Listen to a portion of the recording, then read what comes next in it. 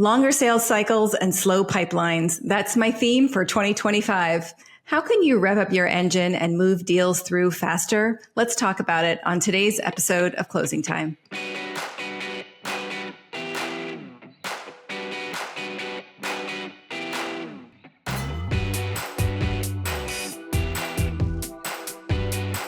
Thanks for tuning into Closing Time, the show for go-to-market leaders. I'm Val Riley, head of marketing for Insightly, Unbounce, and LeadsRx. Today, I am joined by Nick Cegelski. He is a sales coach, author of Cold Calling Sucks, and CEO of 30 Minutes to President's Club. Nick, welcome to the show. Well, thank you for having me. I really appreciate it. You're a multi-time offender on Closing Time, so you're in a very select group. I do my best to offend. What can I say? Okay, let's jump right in because, Nick, I've already shared with you, this is on my mind. I think it's on the mind of a lot of sellers and sales leaders. Under normal circumstances, pipeline velocity is always going to be top of mind for a sales leader, right? Time kills deals. But what's happening in the market right now that you're seeing that's making it especially important right now?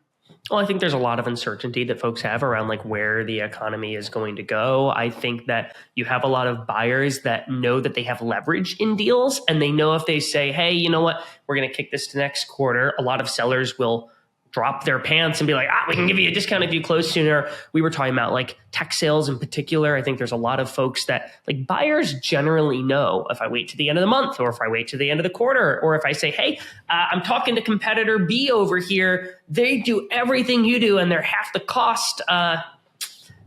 What can you do for me? It's really, really tough. So I think there's a lot of pricing leverage that buyers have. I think there's a lot of uncertainty. But that doesn't mean there aren't ways that you can accelerate your deals and move them faster, not only through your process, but move them faster through relative to your competition. And I think that's one underrated thing for a lot of salespeople, where if you're in a bake-off against 2 or 3 competitors, one differentiator in the deal is let's say I used to sell ERP software, and we would do anywhere between 10 and 20 meetings over like a 6-month process with these folks.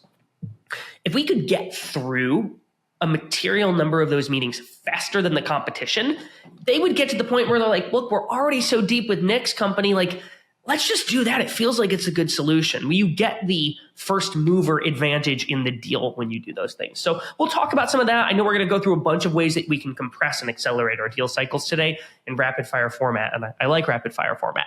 Awesome. Let's do it. I didn't know you had an history in ERP, so I've learned something new about you already. Oh, it was a lot of fun. I sold ERP systems to law firms. And so a lot of talking to like attorneys and CFOs. I don't have a legal background. I don't have an accounting background. But I did okay for myself. I figured it out. Oh, that contract review process was probably murder, though. We'll have to talk about that over a beer one time. Actually, I could talk about that. Well, let's put a pin. That'll be one of the last ones I share, how you can speed up your contract review process. Awesome. Okay. Well, I want to start with tips for cold calling, because I think one tip you had here to really get that pipeline moving is to get that meeting. So you're on a cold call, they agree to a meeting. You want to get that meeting booked as soon as possible. Yeah. So let's structure this as it relates to stuff that we're doing from like a prospecting and early deal stage perspective. We can do mid-stage tactics to accelerate your deal, and then we can do late stage. So early stage. The very first way you're going to originate your deal is picking up the phone and cold calling somebody, or cold emailing them, or you're talking to them on LinkedIn, or you're talking to them at a conference. You're meeting somebody in person. You're going to get to a point where someone says, you know what, Nick, I'll take a meeting with you. You want to schedule that meeting as soon as possible. Instead of saying, great, Val, how does this time next week work for you? I'm going to say, great, Val, how does 3:00 today work for you? Or how does this time tomorrow work for you? Now, if you're prospecting to people that are in the C-suite, they're probably going to have a stacked calendar and they won't be able to meet the next day.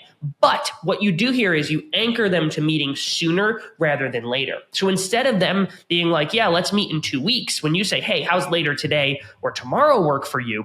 They're going to be feeling weird to be like, yeah, actually, let's meet in July. So try to anchor them meeting sooner rather than later. It's not foolproof. It's not always going to work. But generally, when I'm booking next steps, my goal is to book them as soon as possible. This helps not only with compressing the deal cycle because the meeting literally happens sooner, it also helps with creating momentum in the deal, which I think is an underrated thing for a lot of folks. So That's as it relates to prospecting and booking the meeting. If you'd like, I can talk about the next one, which is what you do before you have a first meeting with somebody. Yeah, let's jump right to that because, I think people sometimes get caught up in that research phase, right? They're so excited and they want to prep for that meeting so well. You suggest sending over like a point of view sort of document ahead of time. So it feels like that just puts the whole deal on fast forward. What's the particular benefit there? Yeah. So what I recommend doing is no hidden work. And what I mean by that is most salespeople know they should do some semblance of prep before their first discovery call with a customer. And what happens for a lot of folks is they put it on a piece of paper like this one, or they put it in a Google Doc somewhere. They might even put it in their Insightly CRM so they can look at that right before the meeting. But that prospect doesn't get the benefit of seeing all of that prep that you did. What I usually will do is when I send my pre-meeting agenda to my customer a couple days before, I'll include 3 or 4 sentences of, if I was selling to law firms, it would be something like, great. And by the way, one thing that I think we'll probably spend some time talking about is, I know you all just opened this new office in Tacoma and you've got an insurance defense practice group that it looks like is growing. I know there's a lot of complexity with like Washington state tax and insurance defense billing for your insurance clients. We can help with some of that stuff, but that might be one area we talk about. It was maybe a little more long-winded than what I would actually write in the email. But the gist of this is you want to show that you've learned some stuff about them and you've got a suspicion of some of the areas that you might talk about. What happens when you do this is you'll get on the call with the customer. And instead of them having to start at square one and spend the first 8 minutes being like, just so you know, we just launched a new insurance defense practice group and we have a new office that we opened and they're taking you through the basics. They're like, hey, I looked at what you sent. Those things were right. Here's some more context, or here's what you missed, or here's what you got wrong. It's actually not bad to be wrong because people like correcting you. And when you show that you did your best, folks will give you, they'll be like, great, this person is at least trying to meet me somewhere, as opposed to they don't know what they're getting when they meet a new seller like you. They might think you're somebody who has zero context whatsoever. So I like sharing that point of view to accelerate that first discovery conversation. It would make me feel as a buyer that this person did their homework, invested in the time that we're going to spend together. So I really do like that tip. Val, you probably buy a lot of different things. I mean, you're leading the entire marketing organization at a fairly large company. Mm-hmm. How would it feel for you if somebody was half right, half wrong in sharing that point of view? Would that make the deal blow up in your mind? Or would you say, hey, this person, they showed they learned some stuff and they did their best, I'm going to correct them? What sort of, maybe that was a leading question, but. Well, it's instant respect because I respect the hustle, right? And so it's just instant respect for the hustle. Even if it's wrong or 75% wrong, it's like, hey, this person at least, did their best. So yeah, I'm sold on that. Heck yeah. I love it. Cool. Well, you validated me a little bit. All right, good. So I have another step here, another tip about increasing pipeline velocity. You sort of alluded to this, but same day next steps, which I love because I do feel like we reach the end of the call and it's like, okay, well, you're going to talk to Bob and so-and-so is going to check on this and and then all of a sudden, like we're 2 weeks out, right? Yep. Yeah. So I'm going to bundle number 3 and number 4 together, which is when we're talking about setting next steps. So similar to the prospecting one, which is the goal is to try to get the next step as soon as possible. Even if you can't get it the next day, you want to anchor them to meetings sooner rather than later. I want to book the meeting as soon as possible.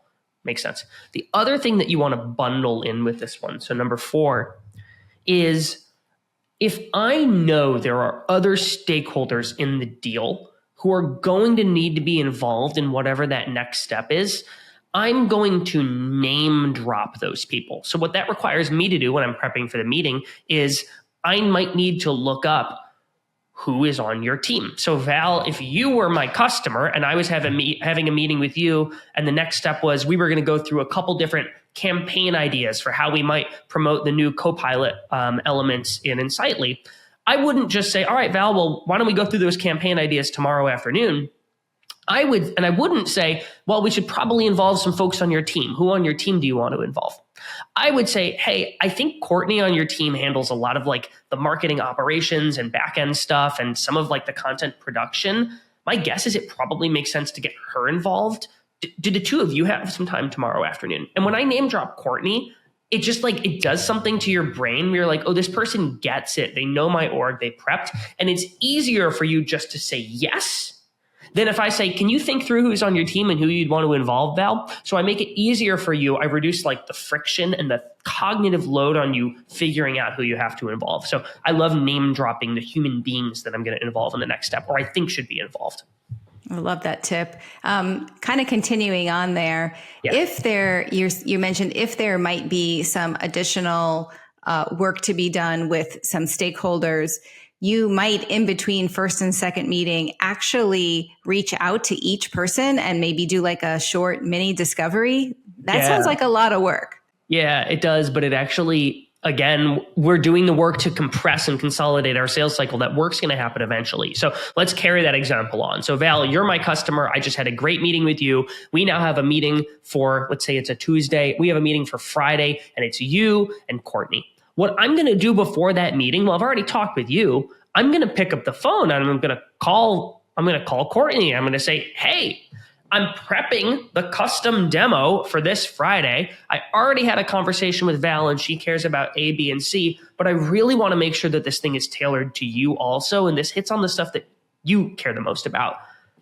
I'm going to call her and I'm going to say that. If she doesn't answer, I'm going to leave a voicemail and I'm going to say that, and I'm going to email that. And between now and that meeting on Thursday or Friday, whenever I said it was, my goal is to get on with her. She might just respond with a couple bullet points, but I almost want to do some pre-discovery with Courtney. And what often happens is, I had to do this a lot when I was selling to law firms, where you'd have some fairly litigious or challenging to win over attorneys, and they would just get in the room. We'd get 8 attorneys in the room, and they would argue for 45 minutes of the hour-long demo about, do we even need something like this? I'm like, this is so frustrating. And so what I learned to do is I would call each of them in advance, win each person over one by one by one. And then when you get people in the room, because you've addressed their specific concerns and needs on the one-on-one call, which is more respectful of the time of the other people, because they don't have to sit there and listen to a conversation that's tailored to Dave and not Jane.